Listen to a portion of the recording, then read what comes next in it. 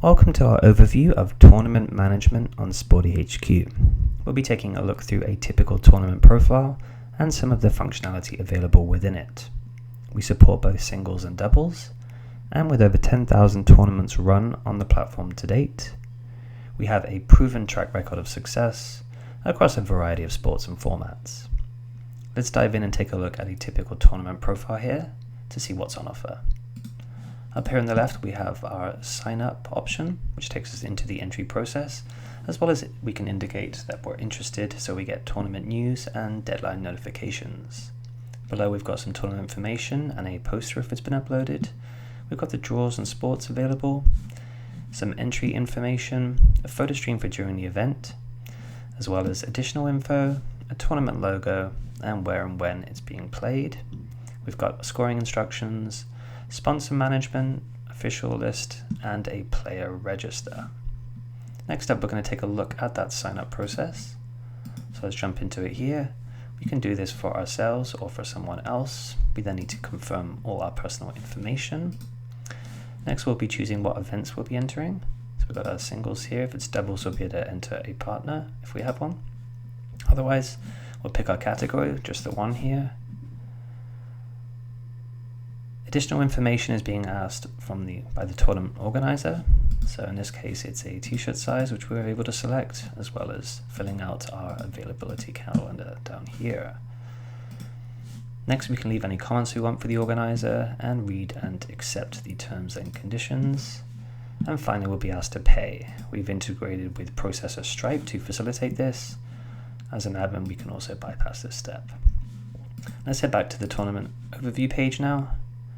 This sign up button would have just turned to edit entry had we entered, where we can withdraw ourselves for a refund if before the deadline, or we can change any preferences that we've made, like who we're playing with. Okay, so now let's take a look at administrator menu, which you can see down the left hand side here.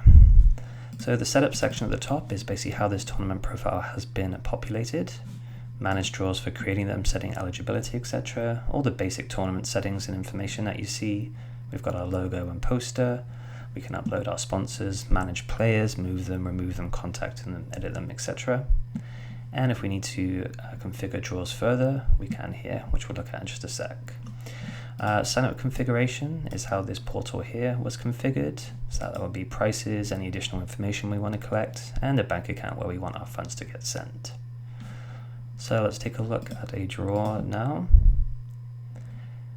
Well, we do have an additional administrator panel here, so we can jump quickly into draw settings, player management, set player positions differently, display options, etc.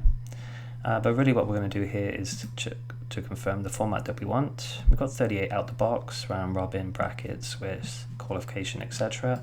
And again, these can be configured further. Once we're happy, we'll just leave it as round robin. We just need to lock up the draw, which means we're essentially telling the system that we're ready to go. And now we can head over to scheduling. So first thing we'll do is set date and times here, scheduling times, which we've already done. And then we'll jump across to our auto scheduler, one of our most popular features. So we need to lock all our draws, so the doubles one still isn't locked, so we'll just do that now. And now we can see that the number of matches that need to be scheduled are 43. So I'm just going to schedule every match. You can do a selection if you like. So just toggle them all the rounds, all unscheduled matches. We know where it's being played, so these are the courts on offer. Dates and times are already set, so I'll start it from 2 p.m. In the advanced options, we can change rest time between matches, the actual time per match of each player, and the number of matches max per day. And we can do that by draws if we were to want to, but for today I'll just leave it globally set. So it shows all the matches that are being scheduled, and we'll hit schedule down here. So this can be as many matches as you like across as many different venues as you like, and that's now scheduled everything. So now we're ready to run our event. In terms of communication, getting the news out, we can use this section here where you can email, both SMS and post news. And we've also got resources for the event like the control sheet. You can check through the days to see all the matches that are on offer. This will track the progress while the matches are being played. We might want to check over the match calendar before we start emailing people in case we have conflicts that we need to resolve. For instance, a player has 2 matches and not enough time in between them. In that case, you can just head to the match calendar. We don't have many matches scheduled, so we'll just change the view here, and we can see them here. So we can change it to not assigned if we're not sure yet, change the time, and then once we're happy, we're all set. In terms of entering the results, you do that back at the draw page, which we can take a quick look at here. Otherwise, you may be using our live scoring option, which means you've downloaded the app from the App Store, and that will actually look like this. So we've got recent results coming through onto the tournament profile, as well as scores of matches that are live. We can jump into the scorecard if we want. Back to our regular profile.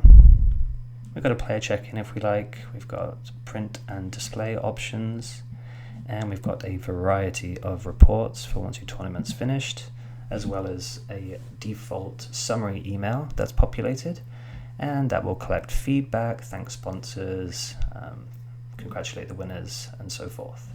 We also have API access if you're looking to display certain elements of the tournament profile or information on your own website, including live scoring and video streaming. We do have an extensive set of admin capabilities that we can't really dive into today, but if you're looking to learn more, please head to our YouTube channel, where you'll find video explainers and curated playlists, or you can email us directly at sales@sportyhq.com. Thank you for watching our overview, and that's tournament management in a nutshell.